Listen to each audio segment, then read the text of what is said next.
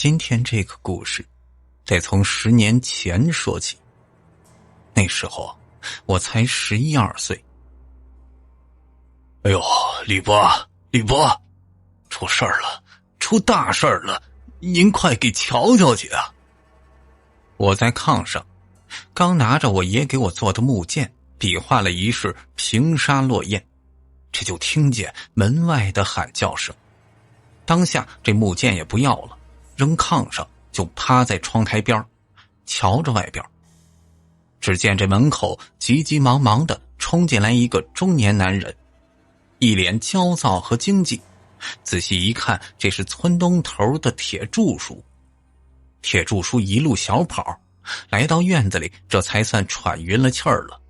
看着坐在房檐下边气定神闲抽着旱烟的我爷，那萝卜粗的大指头就往门外边指。哎呦，咋着了？这儿有俩娃娃的人了，办事儿怎么毛手毛脚的？这大白天的，你还能撞鬼了是咋的呀？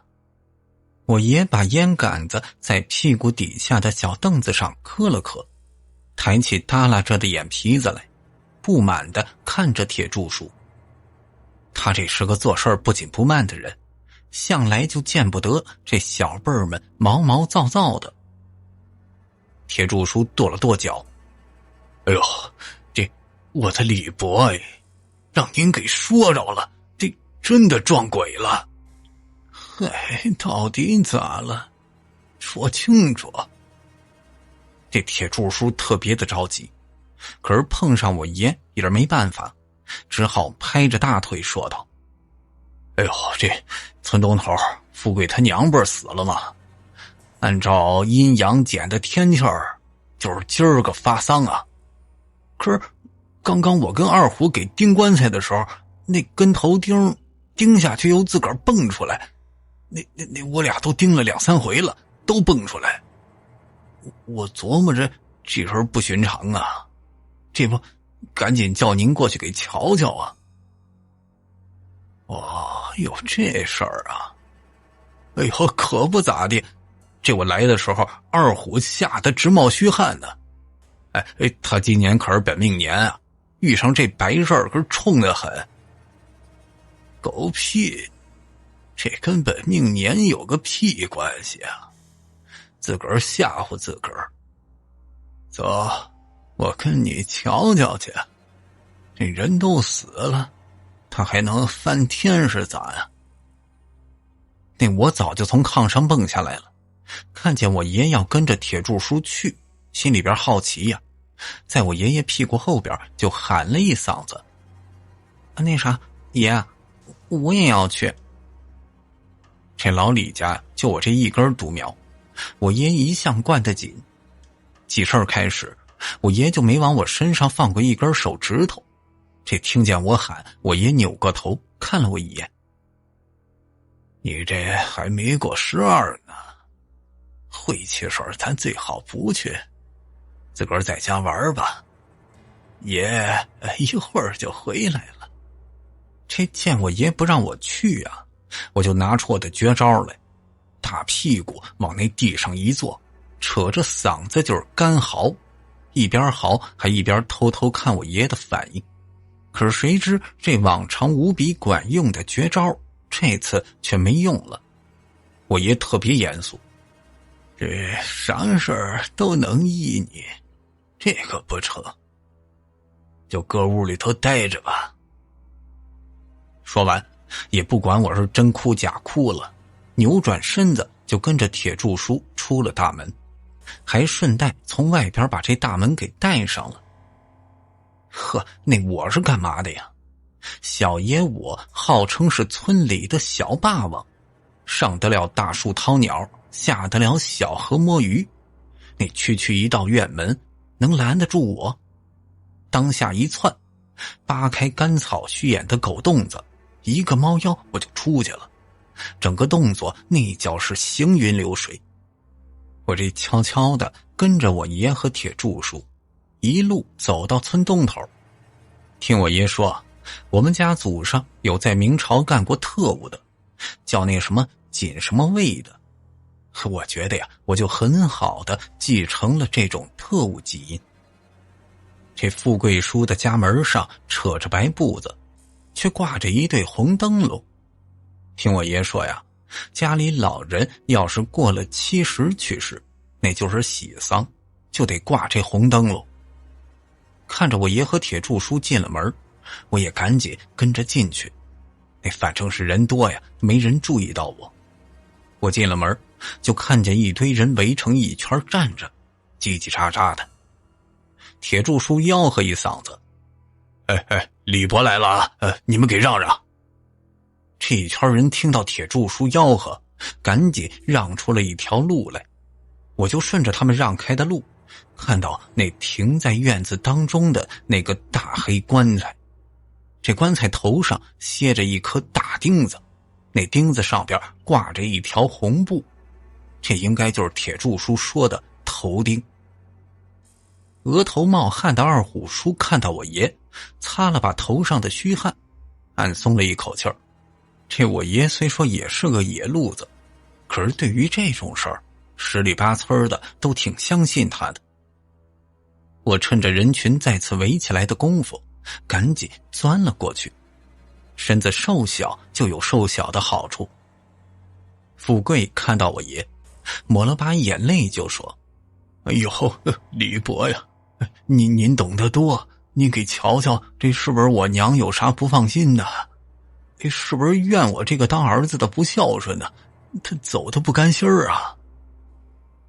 我爷摆了摆手，示意他不要说话，看了看那颗头钉，然后对着铁柱叔说：“你再打一回，我瞅瞅。”这铁柱叔啊是个胆儿大的，说干就干。只见他捡起地上拴着红布的斧头，这就准备钉。我爷瞅着富贵的两个姐姐：“那你俩给你娘含着点儿，让她躲着点钉子。”他俩点点头，张开嘴边哭边大声的叫啊：“哎呦娘啊，躲钉子呀！”呵，他们这一开嗓啊，铁柱叔钉一斧子，3下就把这根钉子给切了进去。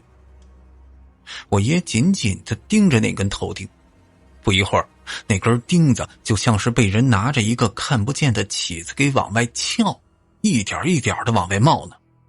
钉子和棺木摩擦的声音显得格外的刺耳，这大白天的让人听得身上发冷。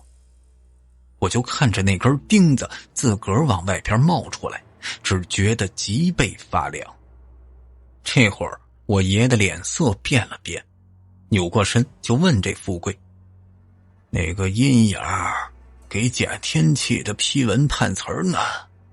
拿来我瞧瞧。”富贵赶忙回家里拿出一张纸，我趁他递给我爷的间隙里扫了一眼，那上边尽是些红色笔记的鬼画符。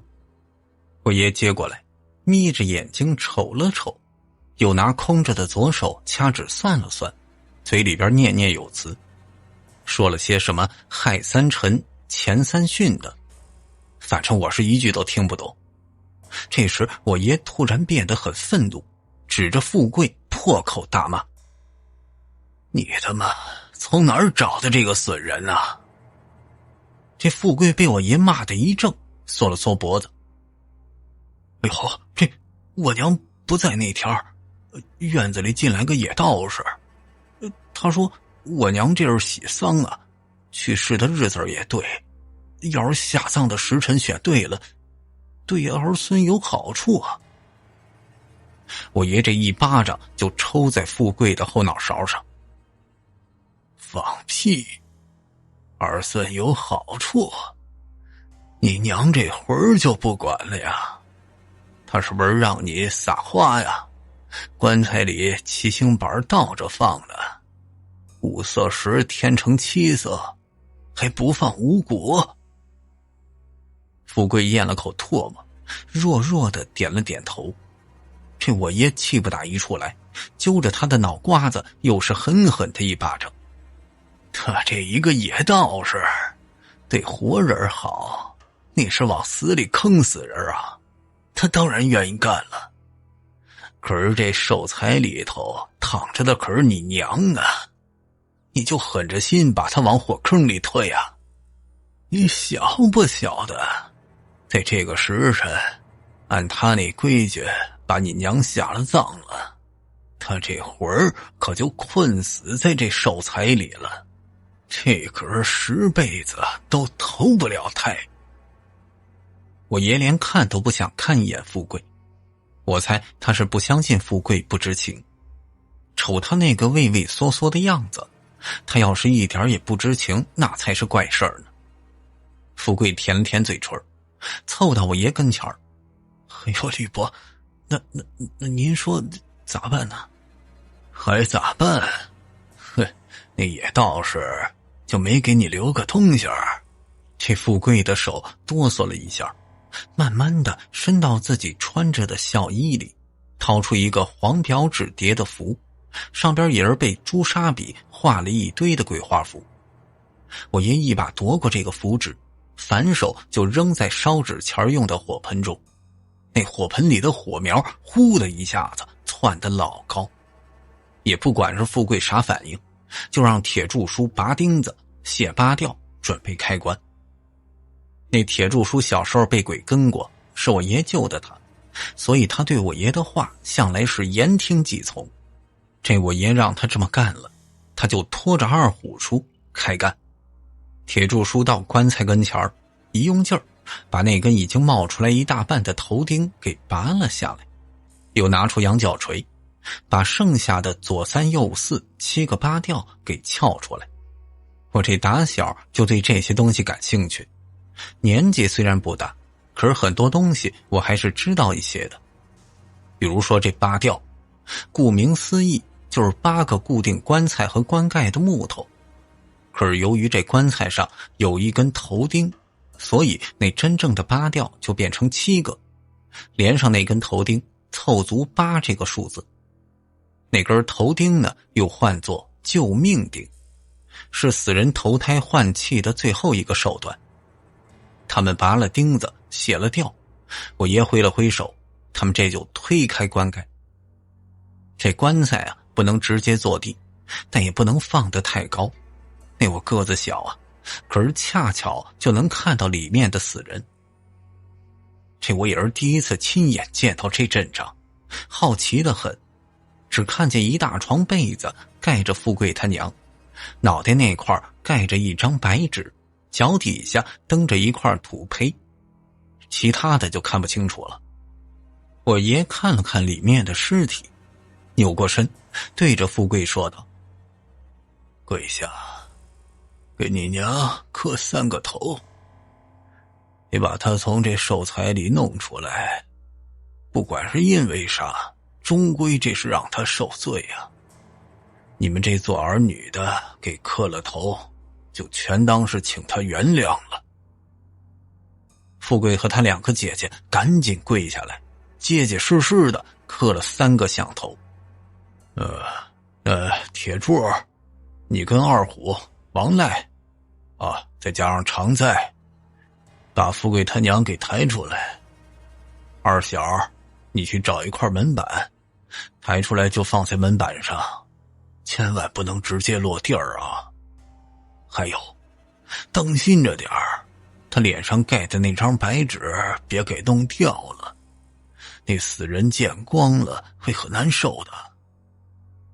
他们几个点点头，这就着手去干。我半是紧张，半是兴奋地看着，眼睛瞪得老大。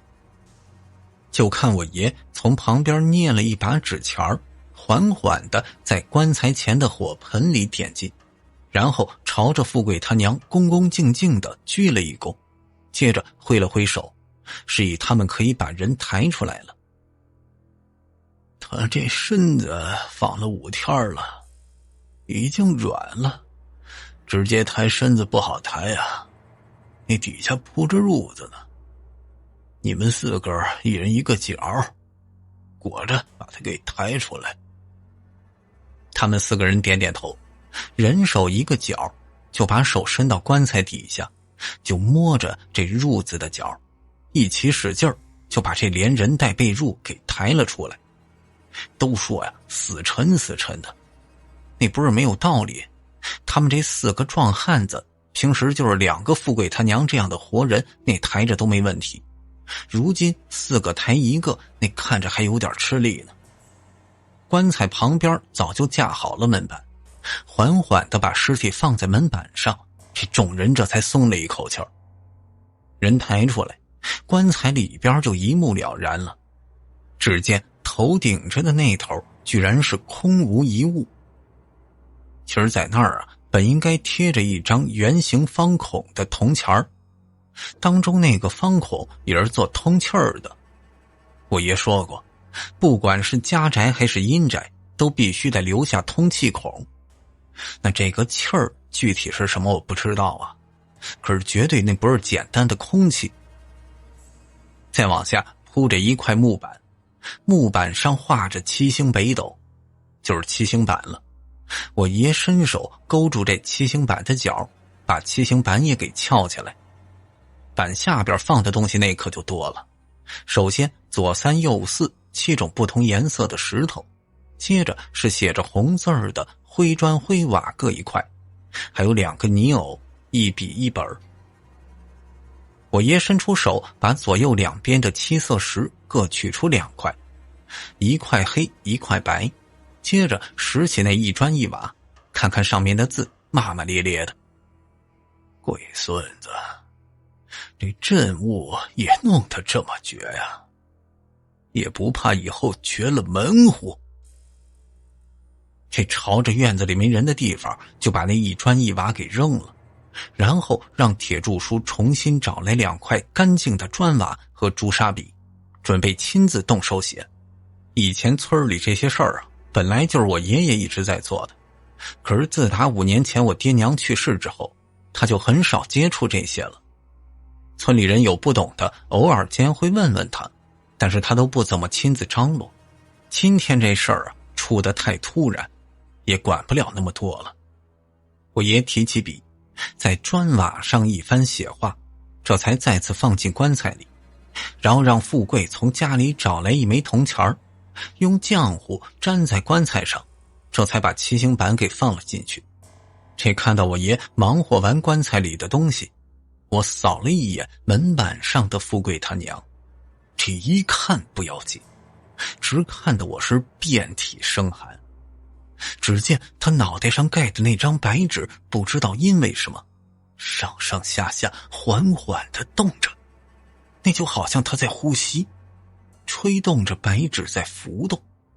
就在这时，旁边火盆里的火往上窜了一下，那张白纸呼的大动一下，偏巧不巧就掉在一旁，这就露出富贵他娘发青的脸。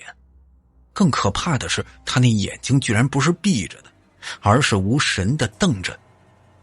那我正好站在他斜上方，那双无神的眼睛就直勾勾的盯着我，再配上那张青脸，看起来是格外的可怕。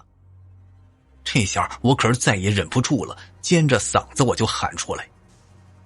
那众人都在看我爷忙活呢，听到我尖利的叫声，齐刷刷的看向我，然后他们就看到我面露惊恐，抖着手指向着地上的尸体。接着他们也就看到富贵他娘青脸张眼的模样。今儿这事儿本来就邪门，本来就心虚的二虎更是嗷的一嗓子。这我爷听到我喊，然后向着地上的富贵他娘赶忙过去，拿白纸盖住他的脸，接着就朝着我跑过来。你不是让你在家里待着吗？你咋还跑出来了？这会儿我都吓坏了，哪还顾得上我爷说啥呀？满脑子都是富贵他娘青着脸瞪着我的样子。现在那块白纸在我眼睛里就跟没啥区别，我就隔着那层白纸，好像都能看到他盯着我，什么眼泪呀、鼻涕呀，哗哗的往下流。这会儿我是死死的抱着我爷，就是不松手了。那我爷天不怕地不怕，可是就是怕我哭，他也是手忙脚乱，抱着我不停地哄，可是根本就无济于事，我除了哭连话都不会说了。可是死人在地上放着呢，他又不能撇下不管喽，狠了狠心把我交给铁柱叔，然后再找了个人，让他们赶紧把富贵他娘给放回棺材里。这等他们把富贵他娘放回去，我爷才走过去揭开那张白纸。我爷抚着富贵他娘的额头，就顺着眼皮往下抚，抚了3次，他那眼睛就是不往出闭呀。哎呦，你娘咽气儿那会儿眼睛就是睁着的嘛。我爷扭过头盯着富贵问，这富贵也已经吓坏了，颤着身子说，不是，哪儿能啊，李伯，这我们虽然没你懂得多吧，可是也知道人死了眼和嘴都是合上的，那我娘咽气那会儿眼睛是闭着的，就是嘴巴稍微张开着，我二姐给她里边放了一个铜钱儿，她就合上了。这不应该呀。对了，喂，那个野道士碰过你娘吗？他好像是摸了摸我娘的头。我爷听完勃然色变，迅速地转过身，拿手往富贵他娘的头上的一处摸去，然后就好像摸到什么，继而满脸的愤怒。只见他从死人的头发里拔出一根细细的针，就看他咬着牙再次帮着富贵他娘合眼，这次富贵他娘的眼睛乖乖地闭上了。我也咬着牙瞪着富贵，你到底是在哪儿招惹上这么一位，要让你断子绝孙，家破人亡？这富贵也是看见我爷从他娘头上抽出了一根针，这已经傻了，慌里慌张的就问我爷，哎呦，这吕伯，这可咋整啊？您赶紧给想个办法化解一下。哎呦，你仔细想想啊，你是不是什么时候惹上什么不该惹的人了？这富贵都带着哭腔了。哎呦，这没有啊！哎呦，我这吕伯呀，我就是一村里种地的，我能惹到啥了不起的人物呀？我爷见他实在是想不起来，只好作罢。铁柱叔抱着我也靠过来。哟，这李伯啊，这到底是咋了？哎呦，这人犯重丧了。铁柱叔大惊失色，连忙求我爷：哎呦，李伯，这可得赶紧化了啊，要不太可怕了。这所谓重丧有人死，双关礼堂前，古人早就有歌诀记录。这富贵他娘死的日子是亥日，这是典型的犯内丧。那犯重丧呢，有2种原因，2种犯法。第一种原因就是死人死在重丧日，第二种就是发丧的日子是重丧日。这犯法有内重丧和外重丧2说，也就是说呀，这个人犯了重丧，近则100天，远则1年，这村子里必然会有别人暴死。死本家人叫内重丧，死外家人叫外重丧。我爷看着我铁柱叔，富贵他娘死的那天本来就是重丧日，人死在重丧日里头那是常有的，这本来啊，只要当天不入棺，烧一烧纸儿，很容易就化了。哎呦，那李伯，你赶紧给想想办法。这事儿真要那么简单，那我还跟你说这么多话干什么？你以为我刚才烧的那纸符，还有你娘头顶那根针，那是干嘛使的？这富贵呀，是一脸的茫然。哎，那符里包的是你娘的7根头发，那根针直插在天门穴位，这这俩都是极其阴损的勾当，为的就是把人的魂魄陷死在身子里。也就是说呢，你娘不管是哪天发丧，都是重丧日。这棺材里边铜钱没有，五色石加成7色，五谷不放，这也是个死局。你娘这死了已经足足5天了，你脸都成青色了，2个重丧可是都犯了，这人怪不得死不瞑目啊，就连头钉都钉不下去。哎呦，这也就是你娘命格硬啊，这要是换个命格软的，连头钉都顶不上来，要是就这么下葬了，他在下边受罪，你们活着的也别想好过。我在这时候已经稍微的平复了一些，虽然还是止不住的啜泣，但是头脑已经稍微的清醒了一点。我就木木的看着我爷，那我爷估计也是担心我，瞅了我一眼，见我在铁柱叔的怀里没啥大事儿，拍了拍我脑袋，然后朝着棺材的旁边走去。走到棺材跟前儿，瞥了一眼里边，手中掐指作诀，口里边也是念念有词，也不知道都念的啥。念完了，扭过身子朝着二虎说：“拿点敷面来，再赶紧让老张弄个小棺材。”这二虎点点头，就赶紧去张罗了。我爷又拿出一张黄表纸，让富贵找了一支新毛笔，蘸了朱砂，画了一道符，然后贴在富贵他娘死的那间房子的门后边。准备桑条7根，1只白柴公鸡，1碗酒。旁边站着的人赶忙去准备。这不一会儿，二虎就拿着一个很小的棺材跑了进来。我爷从他手里接过来，然后拿着毛笔蘸着墨水仔仔细细地刷了一遍，接着又拿别的笔照着大棺材的样子照猫画虎，给这小棺材上面画好。画完之后，把小棺材放在一旁，从旁边拿起敷面，浇点水和成面泥儿，捏了起来。呵，他这手很巧，一会儿的功夫，一个敷面小人就捏好了，然后拿着细毛笔给这小人画上五官，接着打开小棺材，把面人轻轻地放在里面，再拿黄表纸上边写好建破平收开直6个字，贴在小棺材上，最后把小棺材放在大棺材的下边，这才作罢。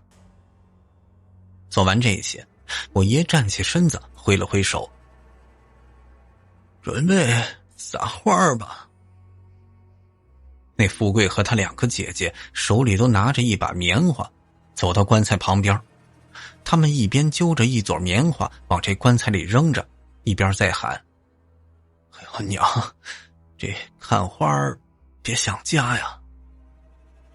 这足足绕了3圈，这才完事儿。行了，准备盖棺。这几个村里的叔叔就再次把棺盖给盖上，搭吊嵌好。至于头钉，则是我爷亲自来钉。我爷一边钉呢，富贵他们一边喊着躲钉。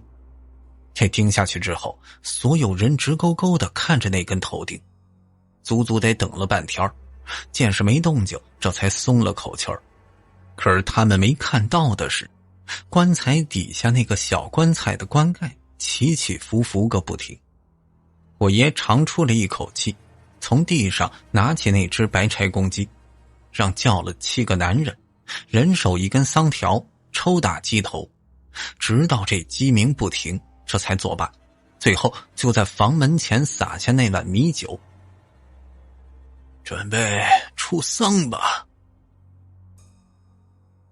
我爷说完，就把手里的公鸡给放了，矮下身子，从棺材下边摸出那个小棺材，轻轻地揭开棺盖，脸色就是一变。只见那个敷面小人拿墨汁画的五官已经都变成了血红色。他赶紧给盖上盖子，然后找了根红头绳，把那个小棺材绑了个结结实实，再然后轻轻地把这小棺材放在大棺材上边固定好，这才算完事儿。众人等他忙活完了，这才准备出丧。这会儿大家都想赶紧把这事儿给了了，你毕竟太邪乎了。我爷把我从铁柱叔的手里接过来，一边哄我一边看着他们，那免得又出什么差错。抬灵的一共是9个人，当先是一个灵头，余下的8个前后各4个，孝子就随在后边扶灵。灵头必须得是火焰高命格硬的人当，这人有3火，头顶一，2肩又各有一个。这火焰高的人呢，鬼神难以近身，也看不到什么乱七八糟的东西。我这铁柱叔啊，除了小时候被鬼跟过一次，就再没遇到过其他什么事儿了。我爷早就说过，他就是个火焰高的人，所以这灵头自然就是他当。其他的8个人都站好，铁柱叔把前边的大绳往肩上一甩，就问了一声：“这都准备好了没有？”那后边的人就都说呀：“好了。”然后齐声喊了个1、2、3起，就把这棺材给抬起来。后面跟着的儿孙亲友慢慢悠悠地朝着门外走去。下葬一般是辰时到午时之间，富贵他娘的坟离得家里不算近，棺材又挺沉的，这8个人的体力根本就撑不到哪儿，所以还有几个人在旁边随时准备替换。可是这换人只能一个人一个人的换，因为这棺材啊，只要是抬起来了，不到墓地是绝对不能往下放的，否则那就是停灵，非常的不吉利。我铁柱叔他们抬着棺材走到村头武道庙的时候，体力稍差的2虎已经是扛不住了，只好稍作停顿，让别人来替他。他们刚刚停下准备换人，这就看到一道黑影直直的朝着棺材冲来。我爷在后边一直看着呢，看到那个黑影，他就大声的喊：“快拦住他，不要让他靠近棺材！”可是这个黑影实在是太快了，根本就来不及阻拦。他们刚看清楚那是一只黑猫，那只黑猫就已经跳在棺材上。那本就是个换人的档口，又被这黑猫一下一个用力不及，那棺材哐的一声就落了地了。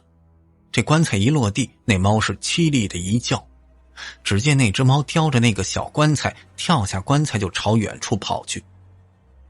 紧接着棺材里边传出瘆人的声响，这就好像是一个活人在棺材里边拳打脚踢，落了地的棺材不停地晃荡。哎呦，快按住棺材！这我爷急急忙忙地喊，那所有人都吓傻了。我爷把我放下，冲向棺材，整个身子就趴在棺材上。这我爷是个大个子，即便现在已经上了年纪了，还有把子力气，可是他根本就按不住啊，那个棺材一直在晃悠。还不来帮忙啊！我爷就冲着其他人大吼。那吓傻的好几个人这才缓过神来，一起上前按住棺材。这猫啊是个灵物，死人最忌讳有猫接近，一旦是被猫近了身了，就会借气起尸。本来走在路上是不可能会被猫接近的，可是这档口也管不了那么多了。我爷让他们使劲按住棺材，然后冲着旁边大喊一声：“富贵啊，快点跑回家里，拿7个大钉锤子铸杀红线来，快点儿！”这富贵撒丫子就往家跑，孝衣麻绳都甩在后边，一脚踩住摔了个大马趴，爬起来又接着跑。他这也是吓坏了，不过跑得还挺快，一会儿功夫就拿着家伙事儿回来了。我爷接过钉子，把那所有的钉子从头到尾在朱砂里蘸过一遍，然后按着北斗七星的排列，用最快的速度钉了上去。所有的钉子都只钉下一半，棺材还是晃个不停。那铁柱叔满头大汗。哎，这李伯，这不管用啊！闭上你的嘴！他又把红绳子依次缠在那7根钉子上，然后使劲儿把这7根钉子狠狠地砸到棺材里。这时棺材终于不晃了，所有人都是长出了一口气，虚脱一样的软软的坐在地上。我爷看着黑猫跑远的地方，眼神阴沉，咒骂道：这狗日的猫鬼神！我爷就让他们看着棺材，又让我铁柱叔看着点我，然后他就大步朝着武道庙里走去。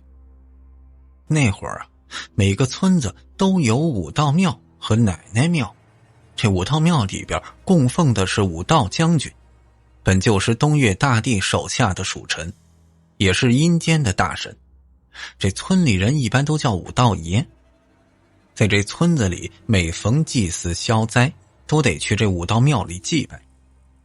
我爷走进武道庙，朝着神和尚看去，只见神像怒目圆睁，黑漆的面庞显得格外的阴森，下边摆着些桃李瓜果之类的贡品，除此之外是空无一物。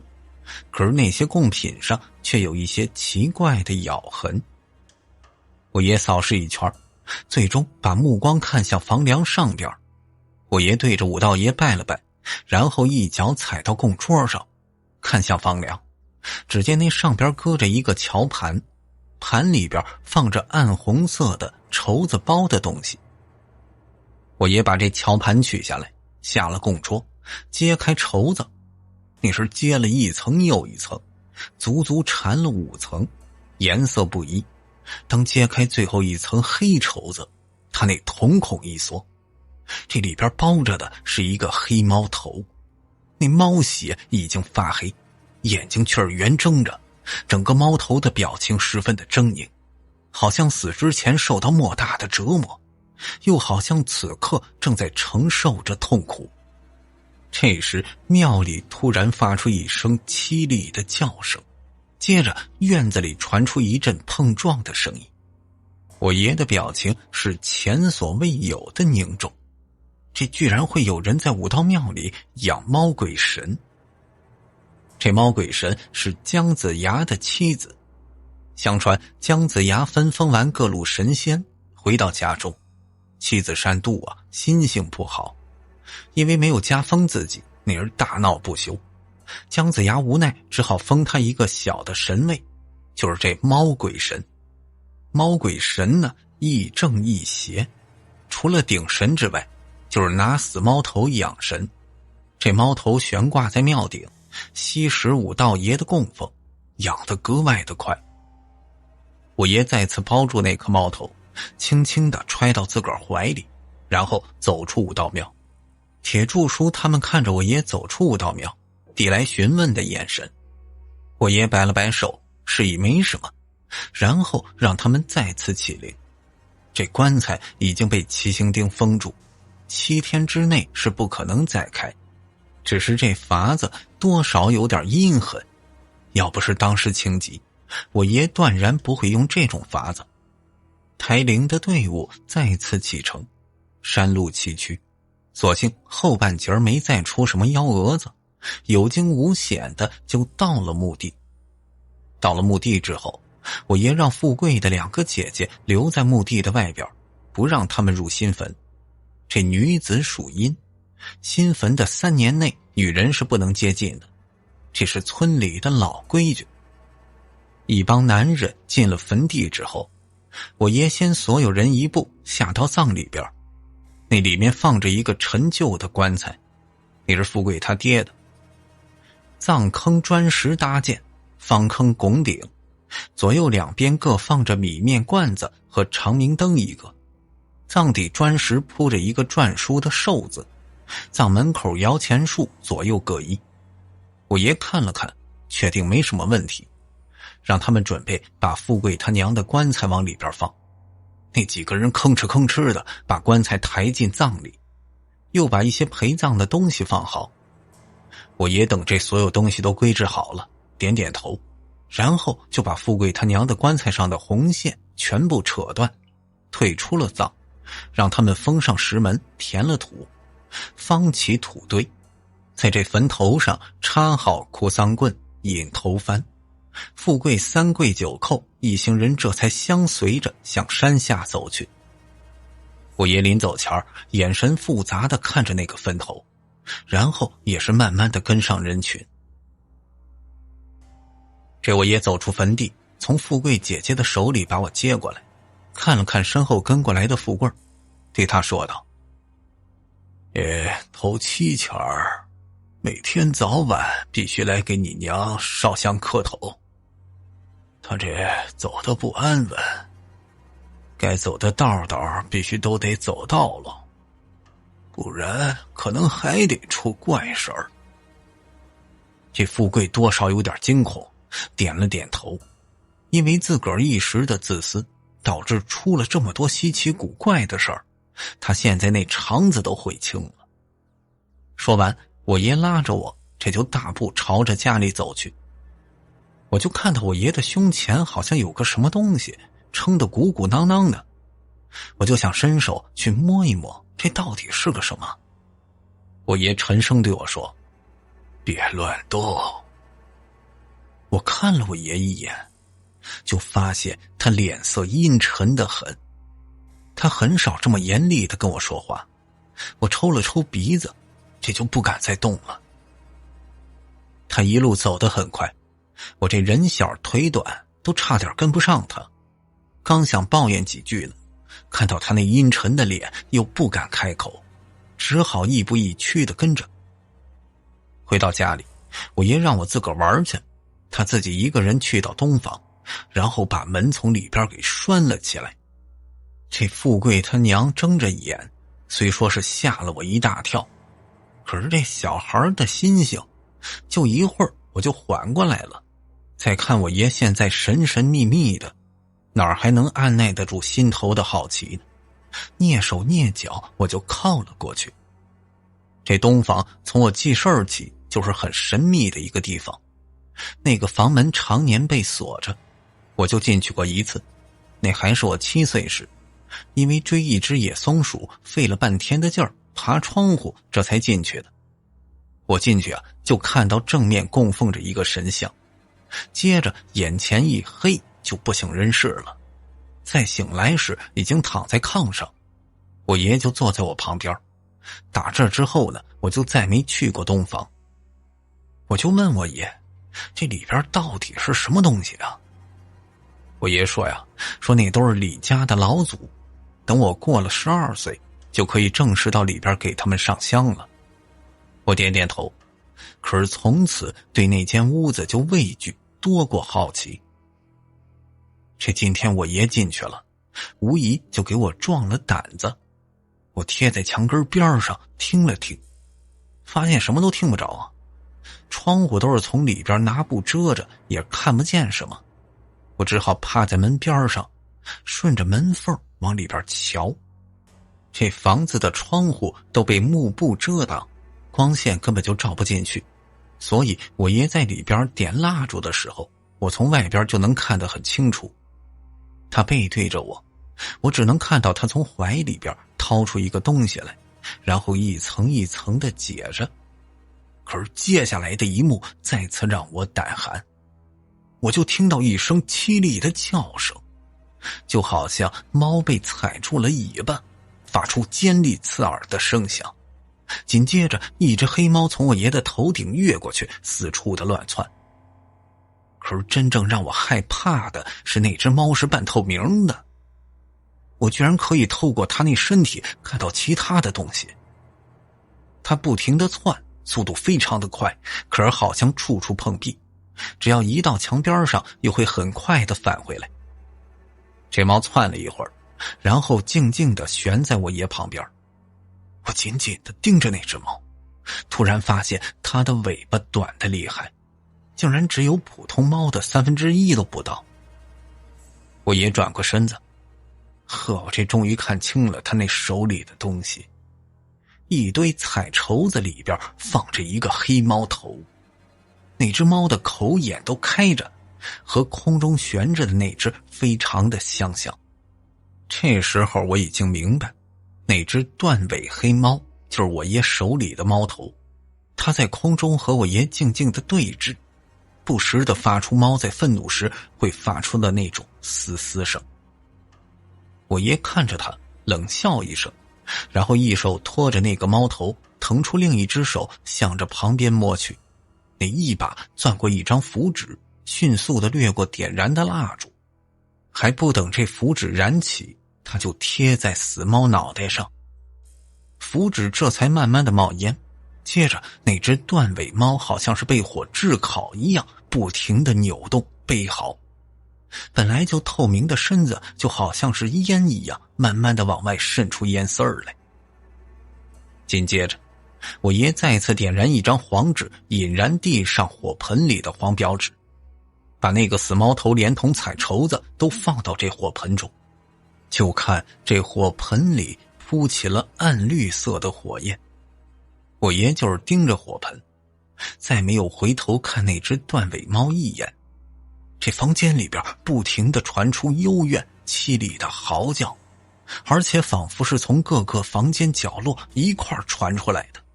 我这甚至还闻到了火烧皮毛和猫肉的味道。那只断尾猫呢，终究是像是一堆烟一样，越来越淡，最终消失不见。它那叫声也是越来越小，等到火盆里的火焰变回到橘黄色，声音也是终于消失了。我爷站起身子，从供桌上拿起3炷香，在蜡烛上点燃，插在香炉里，然后恭恭敬敬地朝着供桌3跪9叩。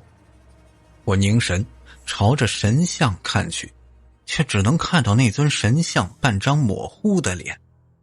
见我爷站直了身子，生怕他发现我，再也不敢偷看了，赶紧离开东房，朝着正屋跑。我这3下5除2进了正房，脱了鞋子就蹦到炕上，然后准备就拿着那木剑装样子。四下里看了看，呵，这竟然找不到那把木剑了，只好重找了其他的东西，假装在那玩呢。我侧着耳朵听到我爷进厨房门的声音，赶紧装出玩的认真的样子。我爷进来看了看我，倒是没说什么，然后就又去坐在檐头的小凳子上抽着旱烟。我这吐了吐舌头，稍稍的松了口气儿，然后扭过身子，准备好好的找找那柄木剑。你找了好半天，犄角旮旯都翻遍了，也是没找着。我挠了挠后脑勺，这明明就是扔在炕上呀，可是怎么莫名其妙的这就不见了呢？我打小就喜欢刀枪棍棒，我爷手巧，拿木头给我做了各种的什么刀剑可是只有这把剑我最喜欢，我以前睡觉都得抱着它睡，找了半天都没找着。我又别着脑袋想，可是想来想去，还是记得出门的时候我就扔在炕上了，可是这炕上它就是没有啊。也是在富贵家被他娘吓得不轻快，又哭又吓的，还跑了一趟山上的坟地，这到底是累了。小孩子的身子那是说困就困，这脑袋里边想着想着，迷迷糊糊的就睡着了。睡着之前，耳朵里就隐隐约约传来我爷在院子里拿着旱烟磕凳子腿的梆梆声。没一会儿，脑子里那梆梆声变得越来越清楚，迷迷糊糊的我还想着我爷咋一直磕凳子呀。睁开眼睛，这却发现眼前变得特别的陌生和奇怪。这时眼前不再是我睡着的炕头，而是一个很空但是却很幽暗的地方，眼睛根本就看不清四周的边，只能依稀的看到四面八方闪着微微的光亮，像是被风吹着微微晃动的蜡烛火光。可是感觉又不是，因为那些光圆圆的还泛着绿色，可是这蜡烛的火光不是圆的，更加不会是绿的。这空空的地方，梆梆声好像就是从四面八方传过来，而那幽绿的光则微微的跳动着。我颤着嗓子喊了一声：“爷爷！”可是没有听到我爷的回应。那我到底是个孩子呀，先是看到死人睁眼，现在又不知怎么到了这么个稀奇古怪的地方，喊了好几声了都没人答应我。我那喊叫声高高的传出去，然后不一会儿就再次飘回到我自己耳朵里。四面八方传来的梆梆声和我自己的声音的回声，让我变得特别的惊慌。我爬起来，一边害怕的哭着，一边朝着一处烛光走去。这我看着吧，那簇跳动的火光并不远，可是走了一会儿，却发现离得还是这么远啊！我不死心，继续走了一段，发现它离我还是这个距离。我看了一下四周，绝望地发现四周的环境还跟我没移动的时候没什么差别。呵，这种诡异的情况就再次加深我的惶恐。这种类似于我爷敲凳子腿的梆梆声还是在不停地响，可是这种诡异的环境里，奇怪的声响更加的放大我的恐惧。我流着眼泪，感觉自个儿头发都好像竖起来了。就在我低着头害怕的哭泣的时候，耳边突然飘来一个声音。这声音一传出来，我马上抬起头来，因为这声音我太熟悉了，这是我爷的声音。他喊了我一声：“东子。”这声音很弱，像是从很远的地方传过来，可是我却清清楚楚地听到了。这是一种很奇怪的感觉，周围奇怪的梆梆声很高很清晰。那按说我爷这么弱的声音应该会被盖过去，可是那个声音确确实实的传到我的耳朵里。我这赶忙连声的大喊：“爷爷！”我一边哭一边嚷：“爷爷，你在哪儿呢？”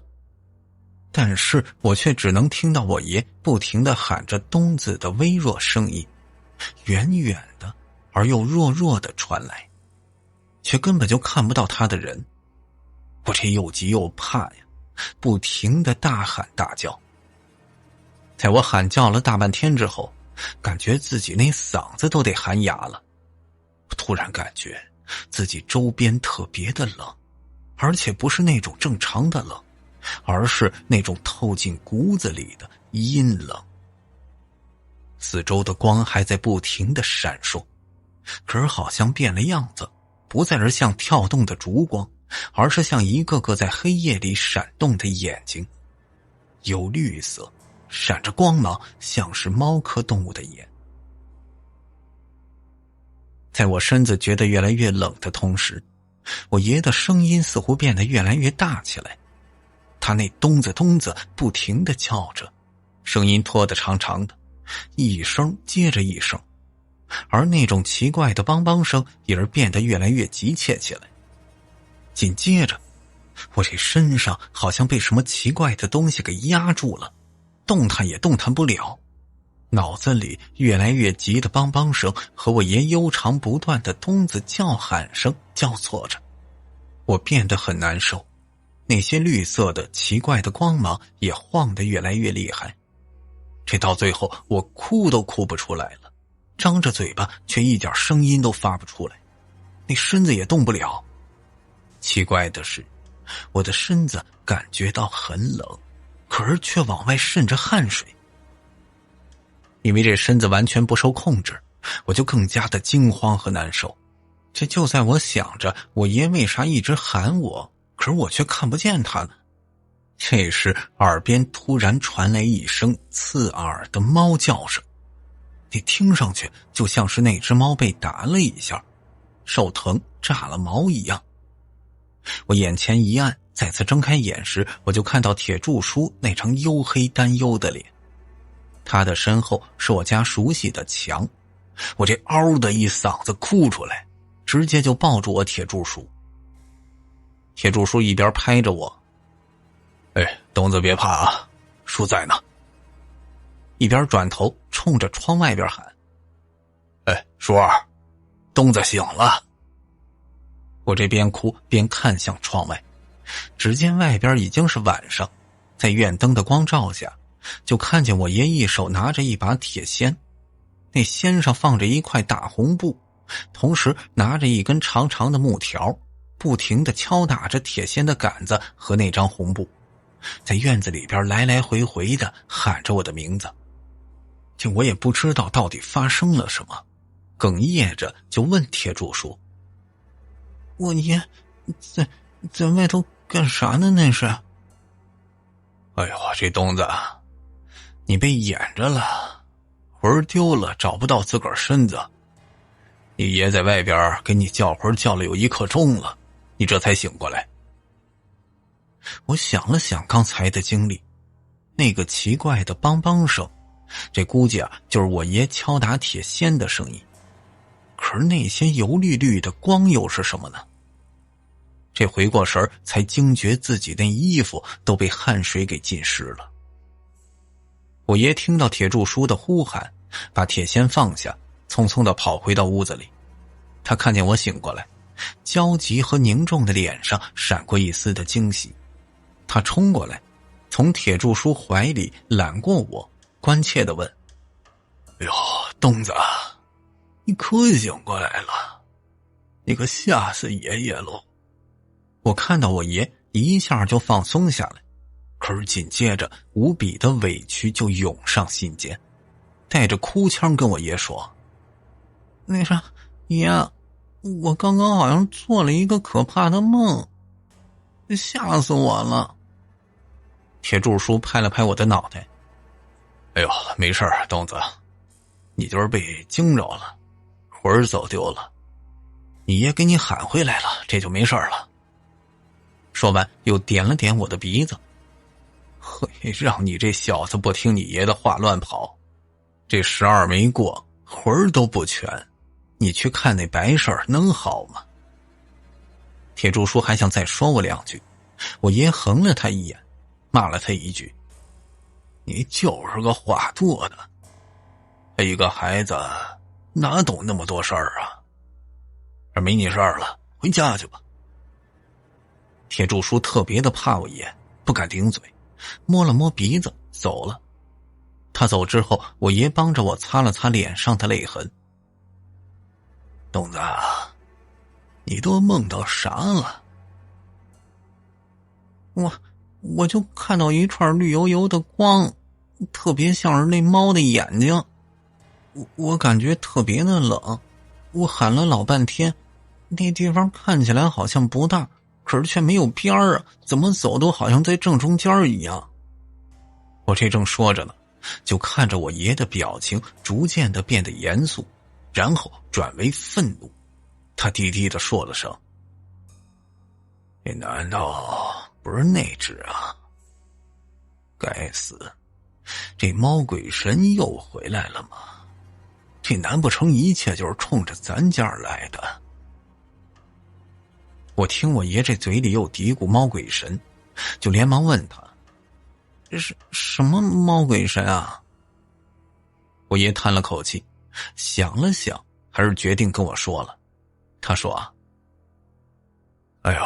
这东子，爷本来觉得你小，不想跟你说这些，可是你这转眼就快12了，有些事儿知道下也好。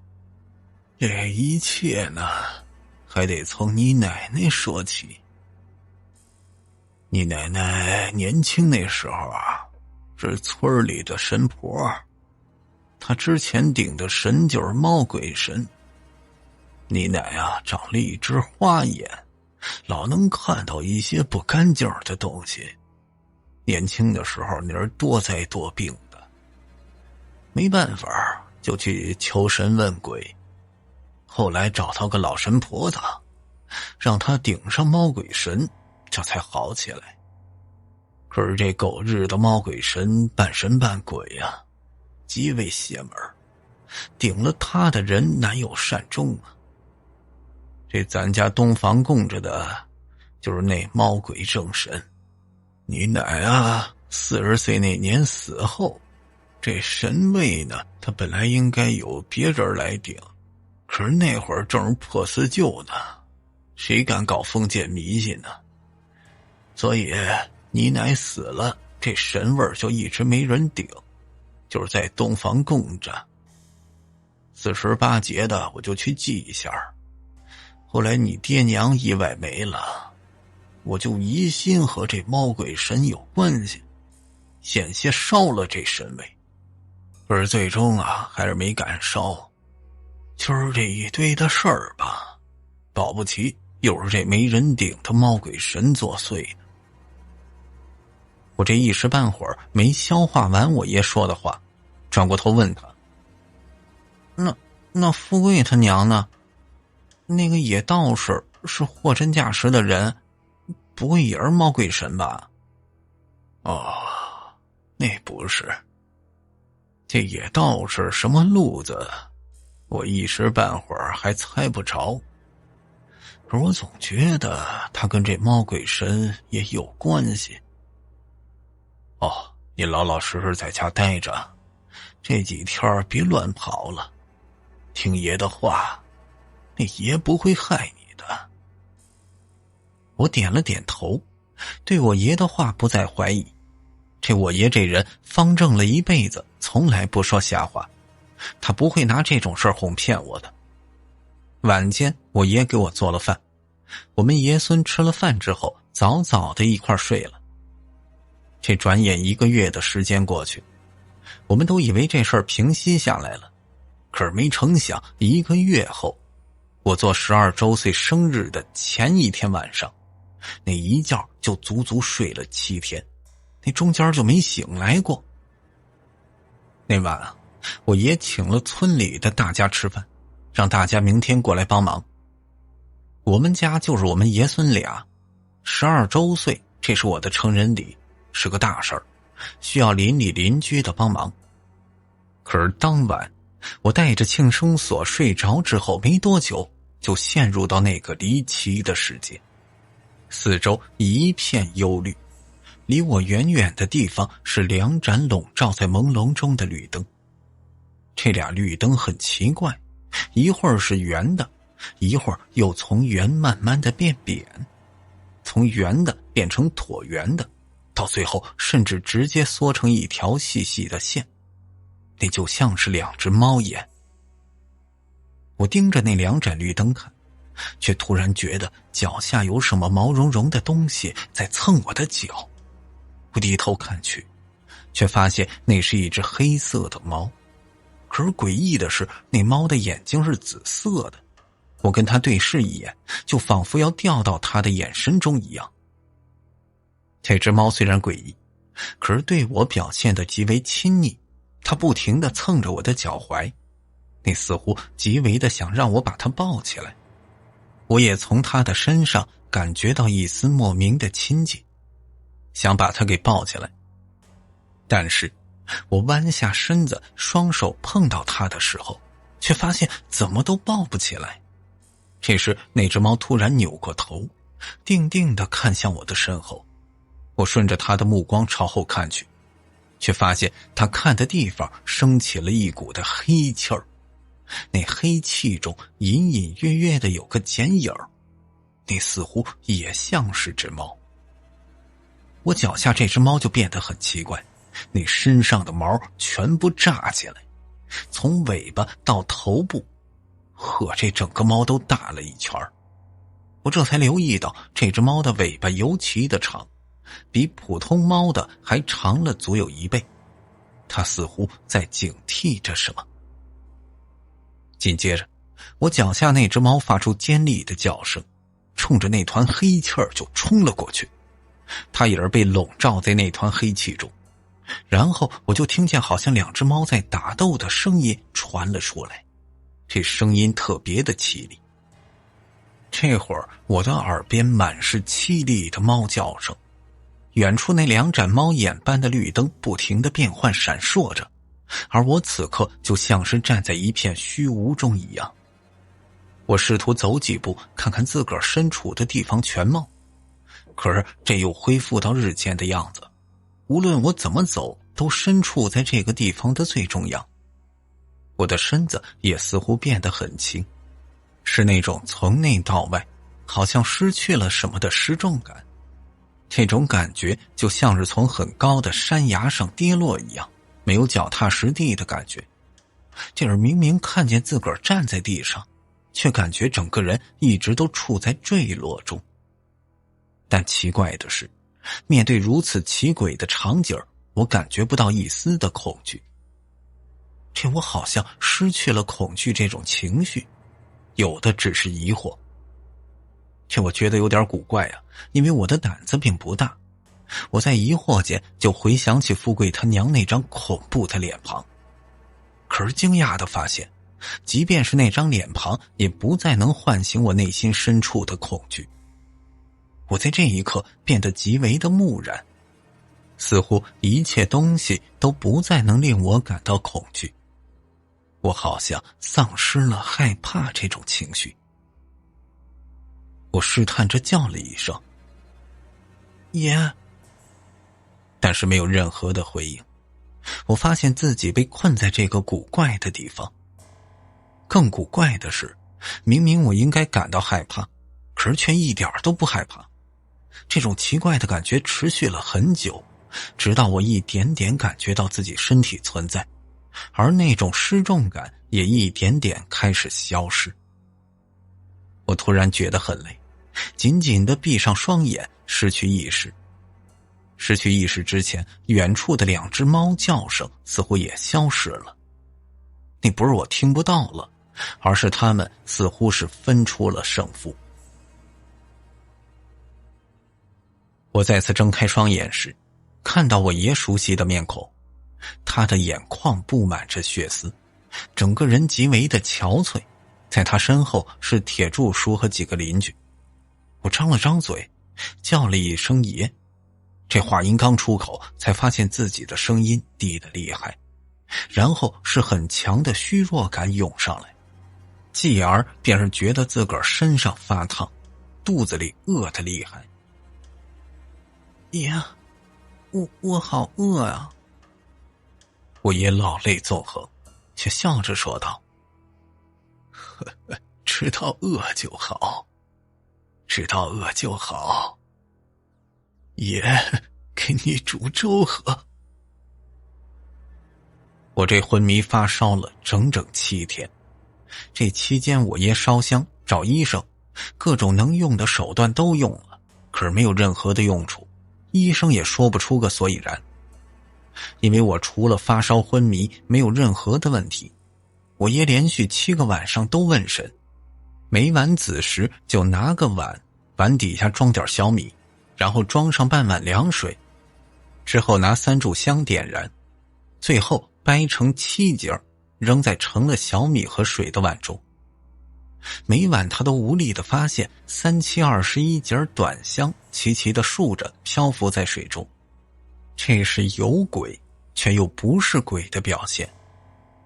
因为鬼上身虽然是短香会竖立漂浮，但最多也就是1根，其他的都是横着飘的。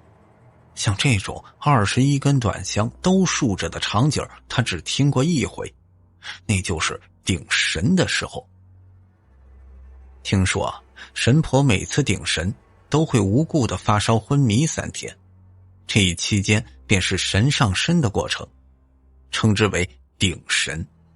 可是我这种7天都发烧昏迷的，我爷连听都没听说过。这顶神也不是谁都能闯得过去的，闯过去了就是神婆，是这个神明在人世间的神使。只要48节的供奉这个神明，就可以受此神庇护，而且可以通过问神知道一些鬼神之事。可是要是命格不够硬呢，受不住神的上身，那就会挺不过去。命格破损，轻则重病痴傻，重则直接丧命。我这昏迷了足足7天，又刚满12，那魂魄刚全，命格也是刚刚形成，这档口突然顶神，可谓是凶多吉少。我爷生怕我挺不过来，他就我这么一个独苗啊，怎么能不着急呢？我爷煮好了粥，扶着我起来喝了半碗，那我好像一下恢复元气了，身上的烧好像也退了。我恢复神智之后，我爷赶紧问我：哎呦，这东子啊，你有没有觉得自己有啥不一样啊？我摇了摇头，突然又想起自己不会害怕这事儿，弱弱的问：爷，我好像胆子大了，梦里边那么古怪，我都不觉得害怕。醒过来身上这么难受，我也没哭。我爷的脸色放缓了一些，突然匆匆地带着我去到东房，然后让我自己给那尊神像烧炷香。我这人第一次看到那尊东房的神像，那是一尊泥胎的神像，做工特别粗糙，人身猫手，猫的眼睛睁着，整个神像被一张老旧的红布半盖着，再加上这房间里昏暗的光线，给整个猫头增添着不少的神秘感。我听我爷的，给神像上了一炷香，然后按照我爷说的盘腿在地，拿黄纸垫在香炉底下。我爷紧紧地盯着香炉里的香灰，直到第一抹香灰跌落在黄纸上，我爷那表情变得极为古怪，但似乎又如释重负。这香灰只烧了一会儿就正常的跌落了，这说明我并没有顶神成功。因为一旦顶神成功了，香灰就不会轻易跌落，只有香燃烧到1/3以下时才会跌落，那样的香灰已经不是普通的香灰了，而是可以给人充符的神药，可以治疗一些鬼神所导致的怪病。而我这要是现在已经顶神成功了，便是通了神，那香灰就不会和寻常人上香一样。我爷叹了口气：哎呦，这是怎么回事呢？因为顶神一旦失败，即便是我不能通神，人也会遭灾，不可能这人还好好的，却没有顶神上位，这一切都透着股古怪的劲儿。我烧完香，鬼使神差的回过头问了我爷一句：爷，我那把小木剑呢？我爷愣了愣：我1个月前就找不到它了，找了好久都没找到，我想要那把小木剑。这时我爷的脸色忽的一变，他神经质般地说：哎呦，怪不得呀。这民间的说法里，人常年佩戴的贴身之物就会通灵，会携带着佩戴之人的部分灵气。若是有做法之人以贴身之物做法，可以让佩戴者受其影响。这平素里啊，叫魂、领魂、归魂都可以用这个法子来操作。但若是心存歹心之人，用通灵的贴身之物结合生辰八字，可以做另外一件事儿，那就是夺魄。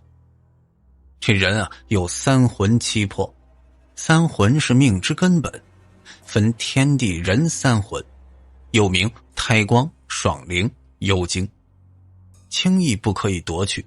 死了之后呢，天魂归天路，地魂归地府，人魂则是徘徊在尸体墓地之间。那民间常说的鬼就是人魂。